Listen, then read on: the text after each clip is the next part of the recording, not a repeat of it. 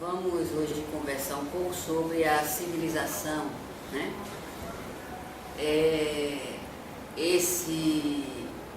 Essa sociedade que nós vivemos, chamada de civilização, que na verdade, infelizmente, não é um trabalho que vai se perder, mas e também já é um progresso.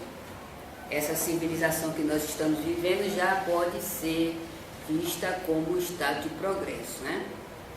Mas ainda está muito longe da evolução verdadeira do homem, porque nós ainda vivemos muito sobre a vinculação da matéria, né? Então, nosso progresso, ele ainda é muito rasteiro, ele ainda está muito a desejar, principalmente pelas leis criadas por nós mesmos, né? As instituições que nós criamos, infelizmente decadentes, não promove o homem na sua questão moral, porque o homem, para ser moralizado, ele tem que ser espiritualizado. E não tem nessa sociedade que nós vivemos nenhum aspecto de espiritualização, porque a espiritualização ela está vinculada à imortalidade da alma. O homem tem que estar consciente que os seus atos, bons ou ruins, terá consequências, lhe trará o bom, a boa colheita, vamos dizer assim, ou a má colheita, né? Então, infelizmente, a sociedade que nós mesmos criamos, que não foi Deus, né? Não foi Deus que criou uma sociedade, a civilização, a sociedade. Quem cria a sociedade é o homem, baseando-se nas leis criadas por ele mesmo. Agora, claro, as intuições dessas leis criadas vêm do Criador. Agora, as suas alterações, a sua falta de responsabilidade, as suas más tendências, ela é vínculo do homem. É por isso que a vinda de Jesus aqui é mera ilusão. Porque Jesus não vai, como espírito, reencarnar novamente para ensinar o homem o que está aí diante dele mesmo, que são as suas más atitudes, que refletem todo o mal na sociedade em que ele vive. Então Jesus, como muitos religiosos dizem que vai voltar, isso é mera ilusão, né, criado por aqueles que querem ainda escravizar a sociedade ignorante, né, maldosa, viciada, que nós mesmos construímos. Jesus não vem para aqui fazer nada, muito pelo contrário, né? Ele, como um espírito que buscou, com os seus erros e com os seus acertos, porque ele não é privilegiado de Deus e não é escolhido de Deus, né? Ele é um filho de Deus, uma criação de Deus, tanto quanto todos nós. Então Jesus não teve o que muitos espíritos encarnados acham, o privilégio de ser um espírito daquela natureza. Há de se lembrar que ele mesmo disse que é um pensamento, muitos acham já ultrapassado, mas esses que acham ultrapassado não têm a responsabilidade, a dedicação de buscar tirar da letra que mata, mas o espírito que vivifica, né? Então, ele mesmo, quando em alguns momentos da sua atuação mediúnica, virou para os seus apóstolos e disse que eles também eram deuses. Essa nomenclatura de deuses que Jesus falara, não é que nós somos iguais ao Criador, mas é uma potencialidade dada por Deus e que ela se manifesta independente da crença, independente dos vínculos familiares, enfim, independente de qualquer ligação do espírito com as coisas exteriores e com as pessoas ao qual ele vive. É uma manifestação natural no espírito. Então, sendo ele esse Deus que Jesus disse, que pode manifestar suas potencialidades mediante ao trabalho que ele exerça, porque as nossas potencialidades elas só irão desenvolver diante do trabalho que o espírito encarnado exerce no bem. E esse bem, ele não está circunscrito às instituições espíritas ou outras instituições. Ela está vinculada à politização do homem diante da vida espiritual que ele vai constantemente se deparar, e que essa vida espiritual dirá a ele, ou mostrará a ele, né, o que ele aproveitou e não aproveitou por força da sua má vontade, da sua falta de busca em se conhecer e conhecer a lei de Deus, porque a lei de Deus ela não está, ela não é um mistério como muitos dizem, e nem vai ser. O que falta ao homem, ao espírito encarnado, é o desenvolvimento das suas percepções, que é o que acontece também, mesmo estando nesse campo infelizmente, de uma civilização muito rasteira, mas ela não deixa de se manifestar, mesmo antes, né? Quando o homem já animava ou anima, porque esses espíritos ainda animam, esses reinos ainda muito inferiores, como disseram os espíritos a Kardec, o reino mineral, o reino vegetal, o reino animal, essas percepções também são desenvolvidas nesses reinos, onde essa inteligência rudimentar que ali anima está se desenvolvendo. Essa observação é feita por vários espíritos de pesquisa. Um deles, Gabriel Delany, que muito inteligentemente coloca vários aspectos desse desenvolvimento no seu livro A Reencarnação, né? William Crook, Charles Richer e tantos outros. Charles Richer, a gente tem as nossas ressalvas, porque Charles Richer ele trazia as manifestações dos espíritos e os fenômenos para o campo psíquico, ou seja, ele achava, na sua avaliação, ele sempre deixava ciente aqueles que o ouviam, que aquilo tudo, que os médios, que aconteciam com os médios, as manifestações, era fruto do psiquismo do médium, né? Ele deixava isso muito patente, mas nem por isso ele deixou de dar sua contribuição grandiosa para o espiritismo, né? Mas, infelizmente... Muito embora se encaixar, endurecido. Então, essa sociedade que nós vivemos, ela ainda está muito inferiorizada pelo fato de não admitir a vida pós-morte e os fenômenos mediúnicos que acontecem nos meios ao qual ela mesma criara. Então, vemos médios, vemos fenômenos serem apresentados em diversos aspectos e, infelizmente, não se tem um esclarecimento lógico, preciso, pesquisado, e não por força do achismo, porque a doutrina espírita ela não está vinculada ao achismo ou aos princípios pessoais de ninguém, mas ela está vinculada a princípios de pesquisas científicas. Esse foi o papel maior que Kardec deu à filosofia espírita, porque o espiritismo ele não era uma ciência.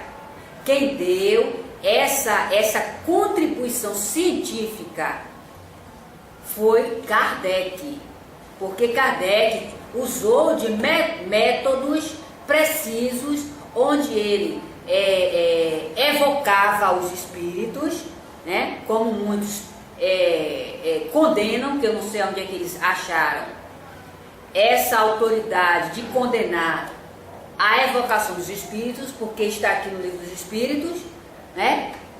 Em todos os livros da codificação, você vai achar lá a manifestação patente de Kardec em evocar os espíritos. Um desses livros que mais apresenta a evocação dos espíritos feita por Kardec é O Céu e o Inferno. Kardec evocava desde o espírito encarnado àqueles que ele conhecia, ou aqueles que os parentes, os amigos, iam e relatavam o seu desencarne e queriam saber como estavam, e ali Kardec se reunia com as pessoas instruídas, não eram criaturas ignorantes, nem estúpidas, nem medíocres. Eram pessoas, né? Eram pessoas com grandes instruções, com grande vínculo de estudo na questão da imortalidade da alma, e essas pessoas, elas se reuniam para evocar os espíritos, para saber qual era a situação, a condição, o que levou esses espíritos a determinadas atitudes, qual era agora a sua visão, como eles viam a situação em que eles estavam. Então, esses espíritos, mas qual é a certeza que se tinha que era esses espíritos? Bem, Kardec não era um estúpido, não era um homem leigo, e também não era um homem que vivia atrás de disse-me-disse de ninguém. Ele tinha, além do amparo espiritual dos espíritos, ele trazia um cabedal de conhecimentos de vidas pretéritas que não deixam de se manifestar em nós, né?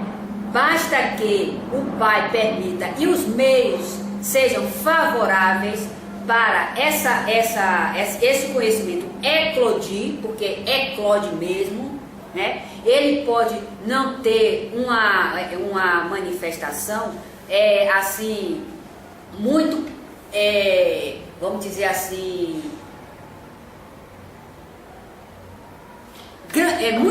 maior do que a que tinha na vida pretérita, mas ela sempre apresenta, vocês vão ver isso, nas reminiscências do passado, nessa instrução que Kardec, os Espíritos era Kardec, a reminiscência do passado. Nós sempre lembramos daquilo que mais nos marcou e que mais nós nos dedicamos. Está aqui, não é dito por Luciana, não, é uma pesquisa, é a apresentação dos Espíritos a Kardec, as reminiscências do passado. E as reminiscências do passado de Kardec também se apresentaram porque era necessário ter um homem de um quilate, um espírito daquele quilate, para ter uma explicação precisa, né? Claro, os espíritos via nele todo ele tinha, porque Delane, ele fala no livro A Reencarnação o seguinte, orientado também pelos espíritos. O conhecimento das nossas reminiscências do passado, elas se apresentam de forma contínua. Não é os espíritos que estão ali manifestando, não, é os próprios espíritos. O aspecto que ele fala é na questão das línguas de crianças, né?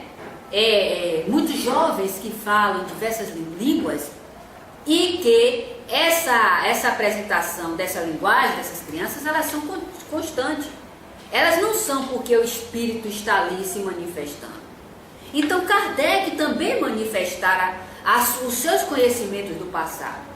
E os espíritos, claro, o conduzia no que necessitava de ter uma atuação maior dos espíritos. Eles se apresentavam a Kardec dessa forma. Ele dava subsídios necessários para que Kardec fizesse um trabalho à altura. Mas o trabalho maior foi de Kardec.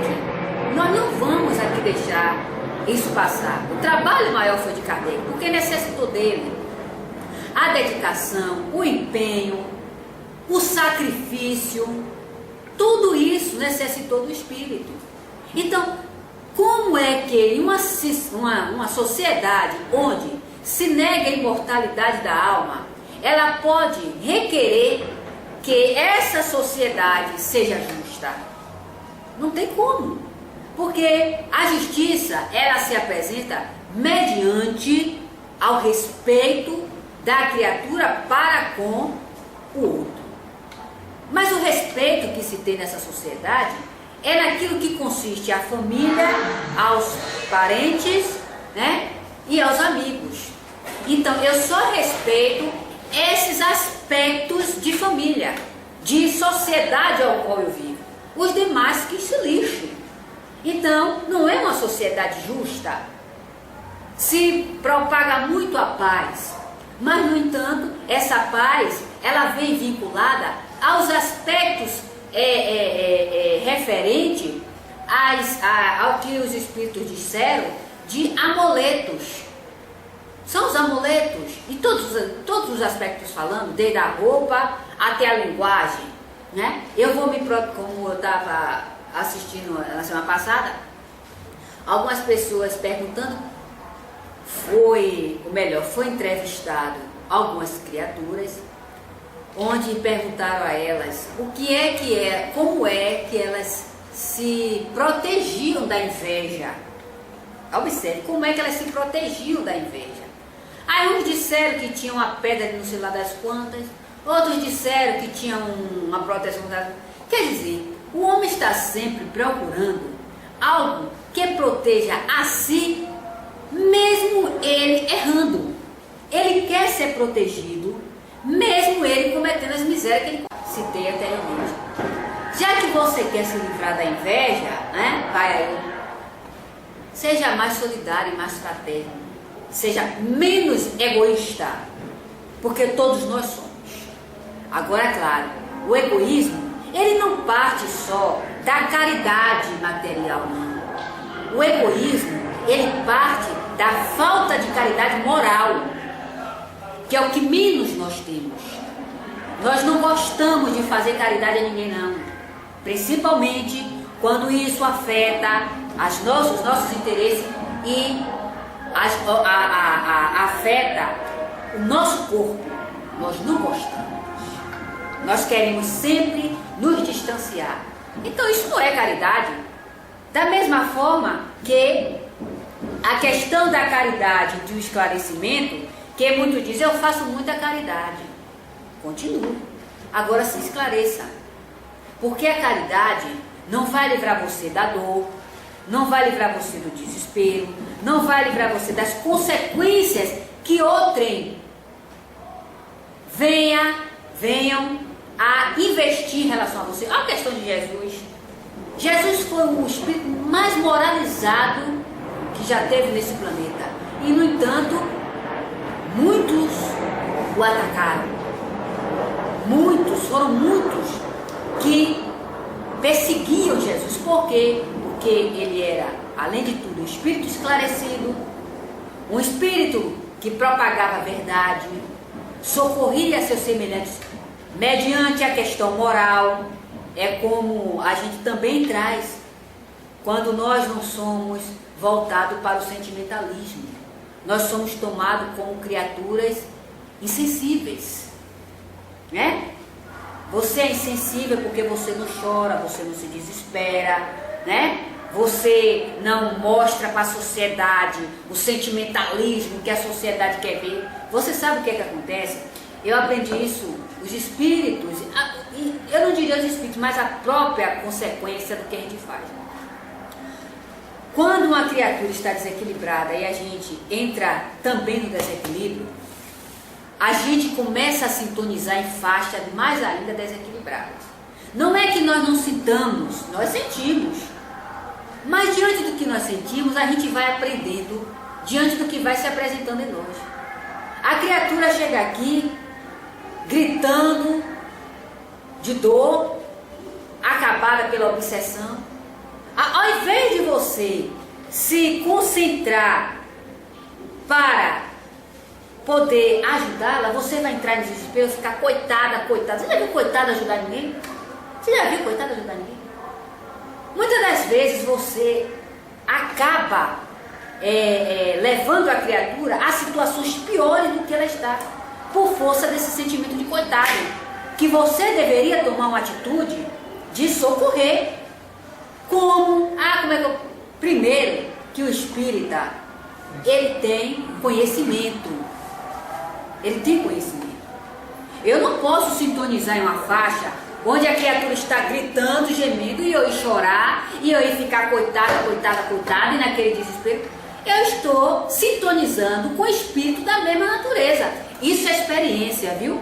Isso é experiência. Eu já passei por isso. É por isso que muita gente acha que eu sou metida, que eu sou metida besta, arrogante, que eu sou insensível, né? Que eu sou tirada. E a mim não me interessa. Eu costumo dizer que o que me interessa é a minha consciência. Entendeu? O que me interessa é a minha consciência, porque é ela que me diz quando eu estou certa ou estou errada. Eu aprendi isso, foi aqui, ó, foi com esses livros. Porque a gente tem que aprender a ajudar o espírita, ou aquele que propaga o espiritismo, ou que trabalha com as suas potencialidades mediúnicas. Ele tem que saber ajudar, ele tem que, mesmo que, mediante aquela atuação sua, no encarnado que está sofrendo aquela situação, não venha a trazer certas resultados de imediato. Porque a gente também sente quando a gente trabalha com o encarnado e a gente não vê um resultado tão esperado como a gente idealizava. Mas o que vai se fazer? Porque o maior promotor dessa realização é Deus. Mas se Ele não nos deixa, ou melhor, não nos livra da responsabilidade de ajudar. É por isso que a caridade material, ela não engrandece o homem. A caridade material não. Ela ajuda o homem mediante o estudo. Mas isso aqui está quente terrivelmente. E ao estudo, a ele ir se politizando para ajudar moralmente, porque quando se ajuda moralmente, o homem tem um retorno da caridade material. A exemplo disso foi Pedro, com a vara que dera para pescar àquele que lhe pedia o pão ou peixe. Porque Jesus ensinara a Pedro. Jesus ensinou a Pedro a ensinar aquele que pediu o peixe. Olhe, dê-lhe a vara para pescar. Porque é um conhecimento que ele vai levar por toda a sua vida. Mas quando a gente dá, a gente escraviza. Porque a criatura fica o tempo todo dependente de você. É esse conhecimento que eu trago comigo, minha gente. É isso que eu trago comigo. Porque quando a gente ensina, é como os espíritos... É assim que os espíritos me ensinam. E é assim que eu passo, é a minha natureza. Os espíritos me ensinam assim: olha, meu filho, faça assim. Aquilo é para você aprender. Haverá outras situações, outras circunstâncias que você deverá usar da mesma metodologia, porque aquilo foi ensinado com o intuito de pesquisa, um fundo de pesquisa, ou melhor, não foi ensinado por acaso, não. Bom, chega a outras circunstâncias, ao qual você pode trabalhar daquela mesma forma. Você se anula. Você se anula. Então o que o Espírito lhe ensinou não está valendo de nada. É nisso que eu quero chegar. Porque muitas das vezes você diz assim: Luciana, você está sendo muito grossa. Não é grosseria, não. Pô, você ensinou primeiro, ensinou a segunda. A criatura não quer aprender porque ela é rebelde, então deixa ela sofrer. Ela não acredita naquilo que foi ensinado. Pelo menos os espíritos me ensinaram assim. Os espíritos não ficam me bajulando quando ele diz: olha, meu filho, faça tal, manipule tal energia dessa forma. É porque eles sabem. E também estão me ensinando como eu sempre aqui, como eu trabalho aqui como médium, Quando os espíritos me orientam, porque espírito não usa ninguém, assim como Deus não usa ninguém, essa questão de usar é uma colocação muito inadequada, porque quando se diz que alguém usa outro, é dizer que o outro está sendo um boneco, um fantoche na mão de alguém. Deus não usa ninguém, Deus estimula as potencialidades que nós temos. É a mesma coisa dos espíritos. Os espíritos estimulam em nós as nossas potencialidades, o conhecimento que eles têm, eles passam e deixam também a nós a busca desses conhecimentos, porque eles não vão ficar o tempo todo só ensinando sem a gente querer usar do esforço para aprender. E outra, os pormenores que se tem quando se busca estudar. Você adquire pormenores que muitas das vezes os espíritos não têm condições de lhe passar, porque falta alguns princípios de informação que, se eles passarem esses conhecimentos, ficará, como é que se diz, desintonizado. Eu não sei se vocês estão entendendo o que eu estou falando, né? Mas com o tempo vocês compreendem, porque a lei de progresso e as situações estão aí acontecendo e elas servem para despertar diante daquilo que ouvimos. E aí a orientação se encaixa. Quando trabalhamos com a desobsessão, todos os médios recebem a orientação, todos. Não precisa ser de comunicação não, porque a comunicação maior do espírito é mediante o pensamento. Toda a comunicação do espírito ali, eu já dissera, o grande mestre Carlos Bernardo Loureiro, é interpenetração psíquica, O espírito não cola no corpo de ninguém para se manifestar. O espírito passa mediante as nossas faculdades psíquicas. Então, todos nós somos orientados pelos espíritos. Todos. Agora, é claro, o que necessita é da criatura se politizar. Porque sem a politização, não se vai para lugar nenhum. Eu estava vendo algumas palestras de Carlos Bernardo Loureiro, acompanhando, e existe dois aspectos a ser observado nas palestras de Carlos Bernardo Loureiro. No início, Carlos Bernardo, ele passava, isso é uma percepção minha, ele passava as informações, mas sempre assim, com certa restrição. Observe, com certa restrição. Ao longo do tempo, ele foi adquirindo certa grandiosidade, não que ele não tinha, mas ele não é adquirindo, ele foi desenvolvendo uma grandiosidade de colocações diante das suas pesquisas, que lhe dava a certeza, a autoridade de mostrar para o outro que ele sabia o que ele estava fazendo, e sabia mesmo. Você quer ver? Tem uma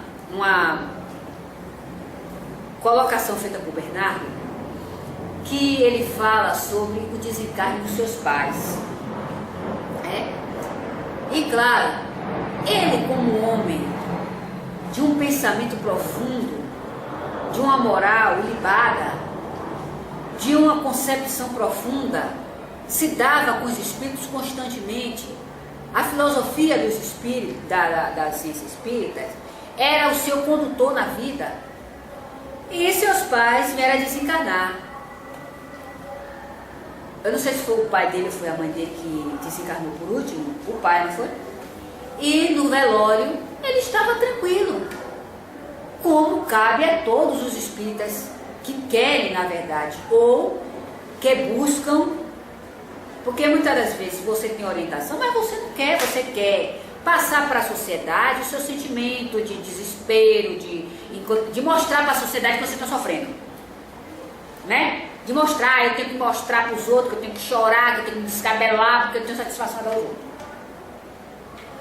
E ele ficou tranquilo, como ele sempre demonstra. Segundo ele, os parentes, ao vê-lo naquela tranquilidade, naquela serenidade psíquica, virou e disse: o que o Espiritismo fizera com Bernardo tornou o homem sensível, não se vê uma lágrima rolando no rosto. O que o Espiritismo fez com o Carlos Bernardo. E ele, pegando que ele tinha essa faculdade de captação psíquica. E ele ele tem, porque a capacidade nossa não está no corpo, está em nós espíritos. E ele quer, rindo, né? Como ele era um crítico, mais um crítico, né? Com o bom senso, ele continua na dele. É isso que acontece conosco. Né? As pessoas dizem: se tornou espírita, se tornou insensível. Pelo amor de Deus, minha gente, eu não posso compreender que uma pessoa que estuda espiritismo, que vê lá as orientações dos espíritos, possa querer ainda viver em ideias dessa natureza. Eu não entendo. Como é que minha mãe está ali, no dia que desencarnar, eu não vou chorar? Eu vou sentir, todos nós sentimos. Mas eu não vou me descabelar, nem chorar, nem me desesperar, porque eu tenho uma concepção de vida diferente. Eu não posso me igualar àquele que é meu parente, é meu irmão, que não tem essa concepção, que não vive, que vive para o materialismo e morreu, acabou, né? A sua potencialidade mediúnica para ele é coisa da cabeça, porque tem que tomar remédio de tarja preta para poder banir. Então eu não tenho essa concepção. A minha concepção é referente à continuidade do espírito. E é assim que nós ajudamos o espírito. O espírito, quando vai, o encarnado, quando vai ser sepultado, o corpo ali para ele é ali um instrumento que não vai mais ter valor. Mas o espírito está ali com toda o seu sofrimento, com todo o seu potencial que nele se desenvolve, com tudo que pertence a ele, buscando encarnados que o ajude, e não encarnados que leve a criatura ao túmulo e lá largue, ou então de vez em quando vá lá acender uma vela, como se essas informações ajudassem o espírito que está de junto dela. A vela, as flores, isso é simplesmente algo que vai apodrecer, mas o esclarecimento por via psíquica não, né? Por via psíquica não, é muito difícil hoje. Quem fazia muito isso era o Carlos Bernardo Loureiro, né? Que ia para o cemitério no sepultamento daqueles que o conheciam e chamavam ele ia fazendo obsessão, ele cansava de dizer, ele ia para o cemitério fazendo obsessão. Não, que nada, aí o exagerado disse, que nada, eu vou atrair esses espíritos todos do cemitério para cá se manifestar. Minha gente, vale lembrar o seguinte: nós vivemos envolto de milhares de espíritos, porque essa é a atmosfera dele. Nós não precisamos estar no cemitério, nem dentro do hospital, para que esses espíritos se manifestem. Eles se manifestam aonde você estiver. Aonde você estiver. Até onde vocês estão pensando, é lá que eles estão também. Então, nós precisamos tirar essa ideia da nossa mente. É uma ideia, infelizmente, infeliz, que não ajuda ninguém. É como chega aqui, eu vou para o centro espírita, e lá os espíritos vão se manifestar. Os espíritos se manifestam, assim, muitos deles nem se manifestam. Como é que se diz? Ostensivamente. Muitos deles se manifestam ocultamente pelo pensamento. Quando chegam ali, que ficam ali prostrados na cadeira, pouco importância dá. O que é isso? Ele está só, Aí faz igual a criatura. Você não está só. E não está mesmo. O espírito ali, faz com que a criatura fique prostrada ali, Não esboça nenhuma atitude, nenhuma atuação. Quando chama para vir tomar passe, se pudesse nem aqui entrava, né? O que é isso na influência? Não é. Tem a questão de... Olha, primeiro, obsessão é questão de sintonia. Obsessão é questão de sintonia, né? Se eu venho para aqui com o intuito de ficar sentado, eu estou ficar sentado. Se eu venho para aqui com o intuito de dormir, eu vou dormir. Se eu venho para aqui com o intuito de entortar a boca, de lançar minhas ideias negativas para o palestrante, eu vou sintonizar nessa sintonia. Então, a obsessão é questão de sintonia, né? É questão de sintonia. Porque muitas das vezes você está influenciado, mas não está obsidiado, mas você está influenciado. Essa sociedade que nós vivemos. Vivemos influenciados pelos espíritos, né? Como eu tive a oportunidade de... eu sempre venho para aqui, e aí eu me deparei com duas questões interessantes na minha vida. Eu ia adentrando a instituição e uma criatura, há algum tempo eu já vinha percebendo, né? Porque eu tenho essa potencialidade desenvolvida de captar o pensamento das pessoas. Isso é natural. Agora, em uns é mais, em outros é menos, né? E de uma hora para outra eu comecei a captar o pensamento da criatura referente a mim. Não foi nada não. Quando foi um dia que eu passei, estava de costas, eu vi a criatura dizendo assim: eu não tenho por que fazer mal. Observe como nós somos uma potência. Não foi à toa que Jesus dissera isso, que vós sois deuses, né? E eu de costas, já não estava olhando para ela. Eu ouvi ela dizendo: eu não tenho por que fazer mal a essa criatura. Ela nunca me fez nada. Por quê? E isso, ela não estava na varanda, ela estava dentro de casa. É nisso que consiste que nós, espíritos, manifestamos as nossas potencialidades. Não precisamos, ou melhor, não tem uma necessidade grande de estarmos vendo, ouvindo, né? Porque isso acontece de forma psíquica. Você capta de forma psíquica. O espírito fora do corpo é assim que age, pelo pensamento. Então,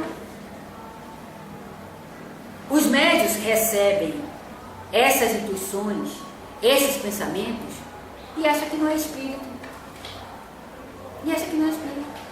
Como que não é espírito? Para você ter certeza, você tem que medir entre aquilo que você é e aquilo que você está recebendo. Bom, eu chego aqui, de repente, ou em qualquer outro lugar.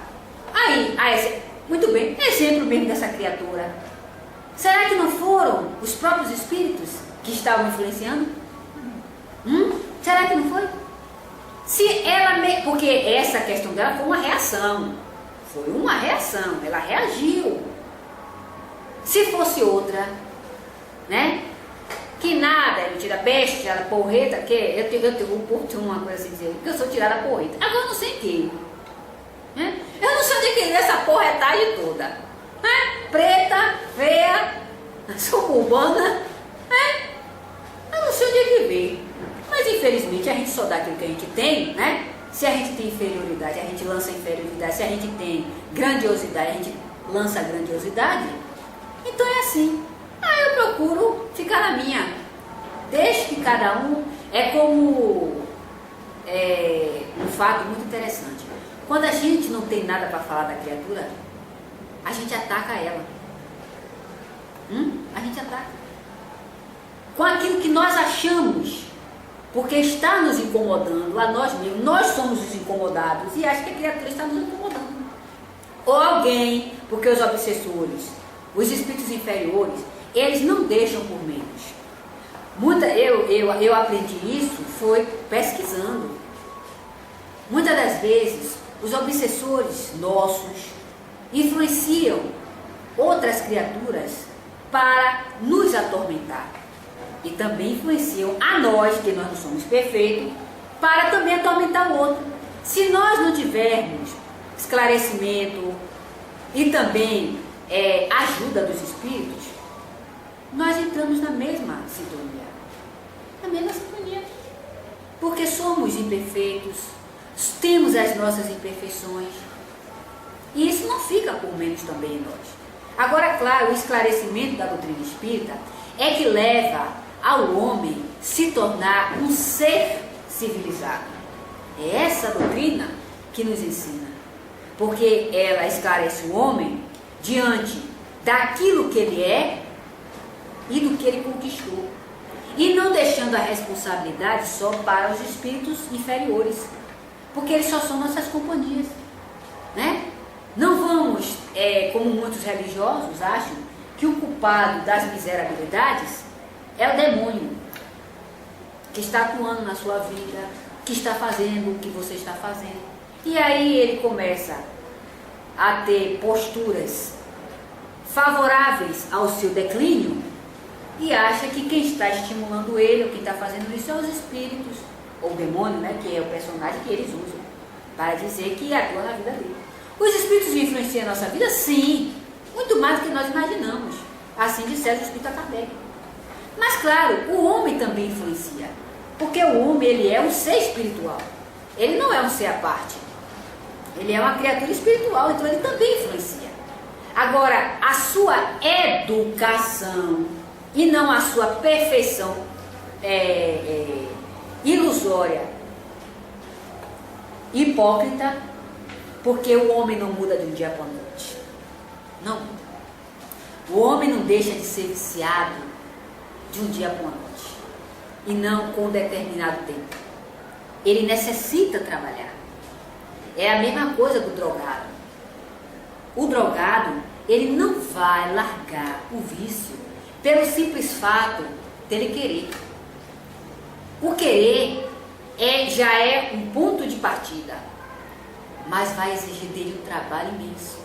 Primeiro que essas substâncias, elas se agregam no campo perispiritual.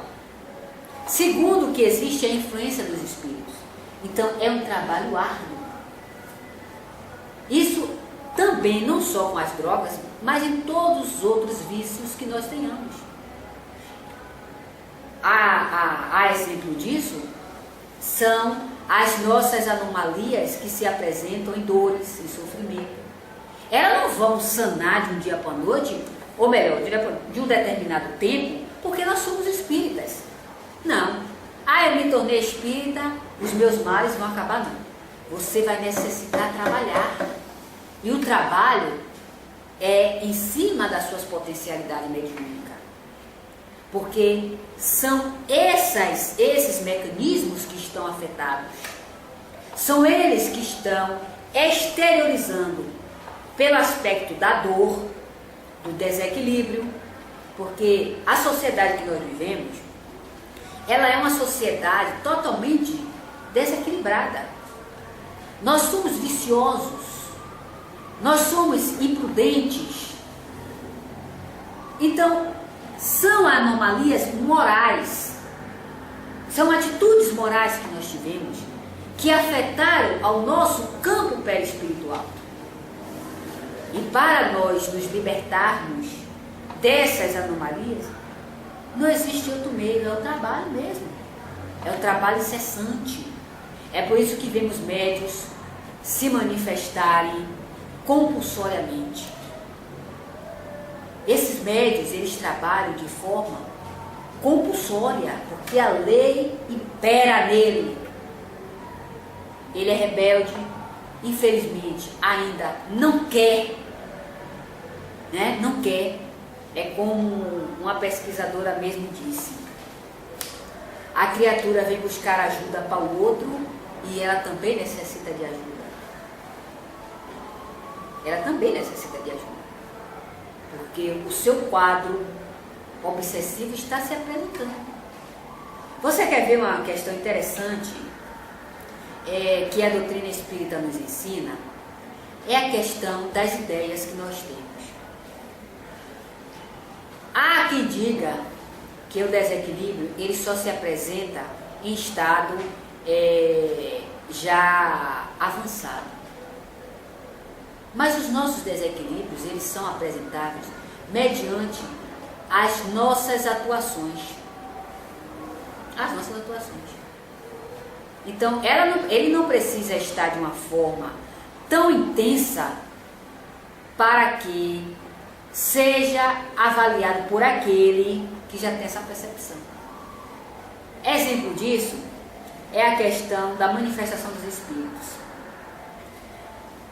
Quando nós trabalhamos com a mediunidade vinculada ao estudo, a gente começa a perceber o estado psíquico, psicológico da criatura, independente da manifestação do espírito. A gente acaba captando, é como se nós captássemos o pensamento interior da criatura. Porque a apresentação da manifestação obsessiva, ela é intensa. Exemplo disso é o médium dá uma manifestação do espírito. O espírito sai do campo, mas o médium continua com o psiquismo afetado,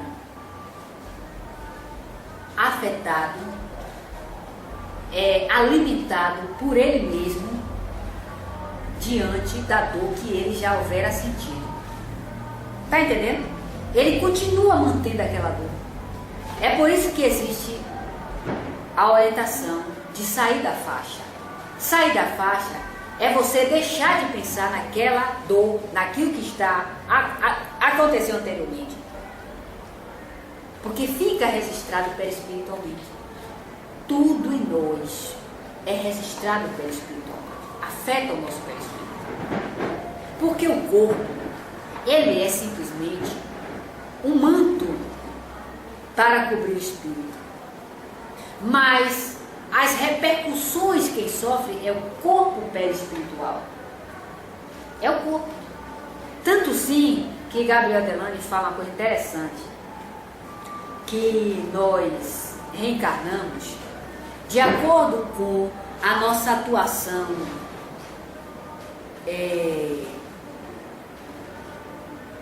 nas percepções do olfato, da audição, da visão, do tato. Nas nossas reencarnações, elas também se apresentam de acordo com uma intensidade, maior ou menor. Quem fala isso é Delane, e é verdade. Tem uma questão muito interessante referente ao espírito.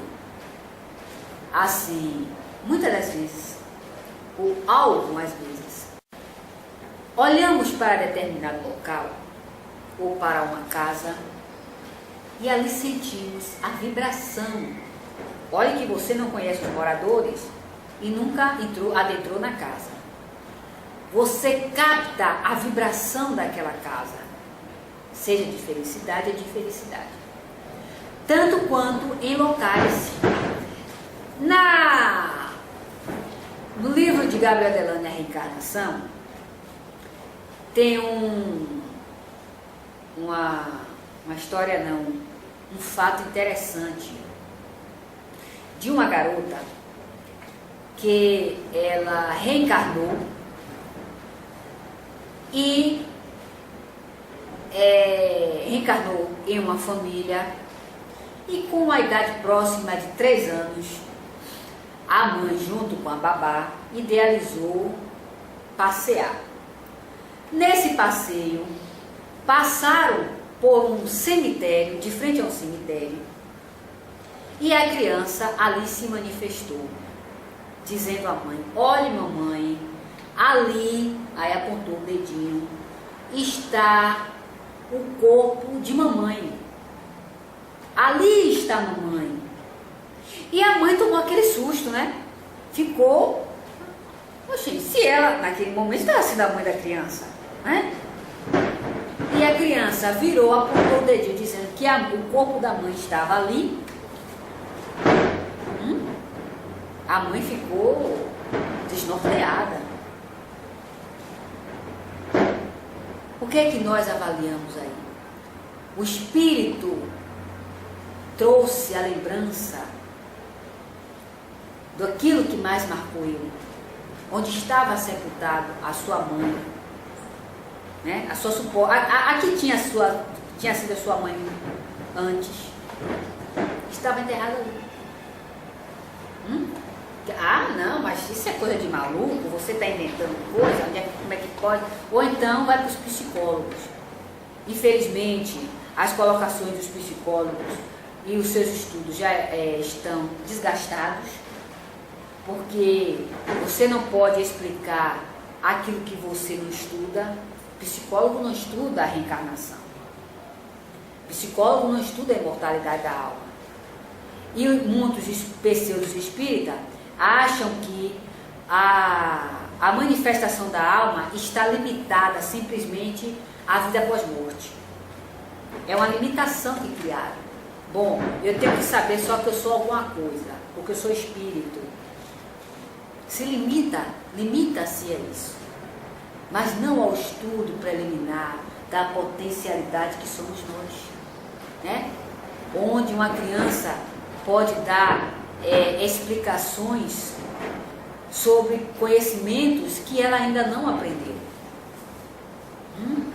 Onde crianças possam orientar seus pais que já são amadurecidos, e uma criança tão jovem possa orientar seus pais com princípios morais tão elevados.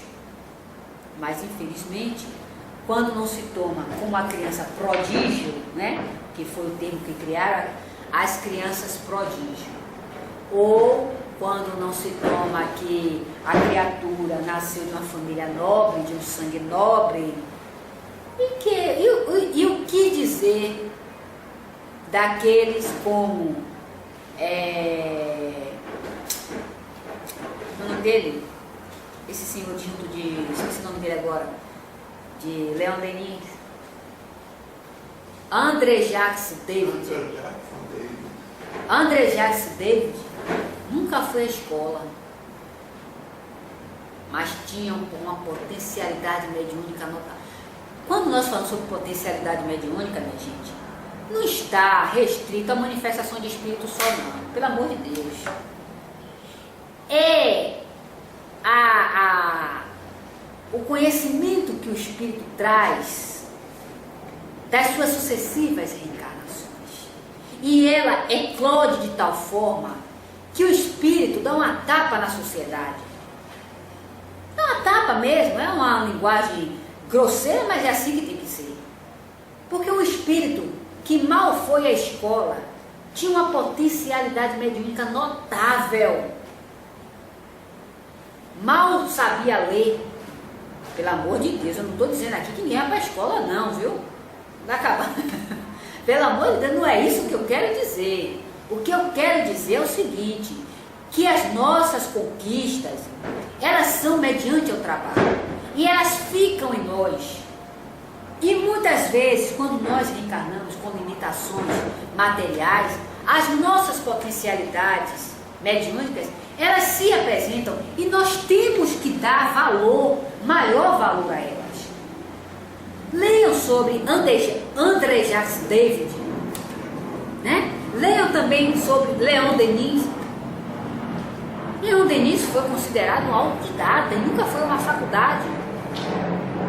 O homem era um notável expositor, com um profundo pensamento filosófico, científico, moral. Esses homens vieram mostrar à sociedade que o materialismo não impera no espírito, mas sim as suas conquistas. Quem impera é a incredulidade do homem, porque ele leva com ele ao seu desencargo e vai ser o seu veículo de condução e de limitação até quando ele quiser. Até quando ele quiser. E aqui